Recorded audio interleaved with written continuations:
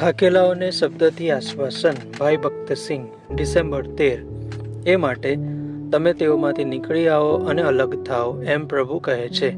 2 કોરિન્થી 6:17. દેવે યાકૂબને બેથેલ જવાનું કહ્યું.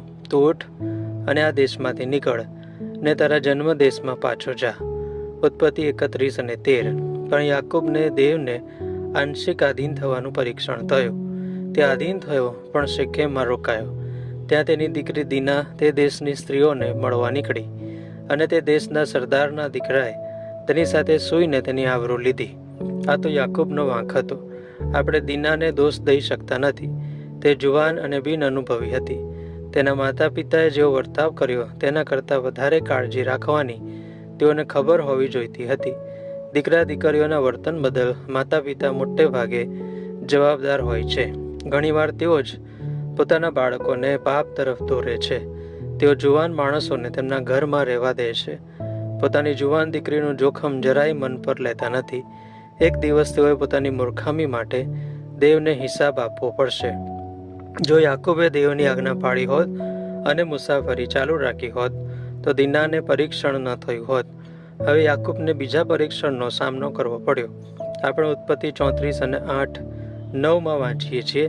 શકેમનો પિતા હામોર દીના સાથે પોતાના દીકરાના લગ્નનો પ્રસ્તાવ લઈને આવ્યો.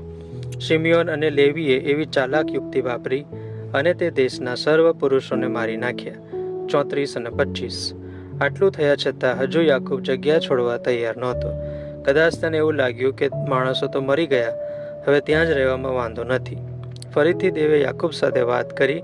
ઉઠ, બેથેલમાં જા. ત્યાં બેથેલમાં યાકૂબ દેવનો હેતુ સમજી શક્યો. બેથેલ એટલે દેવનું ઘર. ત્યાં આપણને દેવના ગૂઢ હેતુઓની ખબર પડે છે. ઘણા લોકોને આ રહસ્યની ખબર નથી. તેઓને ભૂતકાળના આશીર્વાદથી સંતોષ છે. તેઓ જગત અને તેની આબાદીથી છેતરાય છે. પરિણામે તેઓ દેવના ઘરથી દૂર રહે છે. જ્યાં સુધી તમે દેવના ઘરમાં સંગત, ભજન અને સેવામાં તમારો પૂરો હિસ્સો ન લો ત્યાં સુધી ઘણા જોખમમાં આવવાનો પૂરો સંભવ છે. લોકો જુદી જુદી જાતના બહાના બતાવે છે. કોઈ કહે છે તેઓએ જમીન લીધી છે અને મકાન બાંધવામાં વ્યસ્ત છે.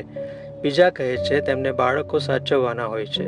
પ્રસંગોપાત વળી કોઈ આત્મિક સંગતમાં ભાગ લેવા તૈયાર થાય તો કોઈ જગીક મિત્રો કે સંબંધીઓ મુલાકાતે આવી જાય અને તેઓની આગતા સ્વાગતા માટે રોકાઈ જવું પડે. તેઓ કહે છે અમે આવતા રવિવારે દેવના ઘરમાં જઈશું. બીજો રવિવાર આવે ત્યારે બીજો કોઈ અવરોધ આવે.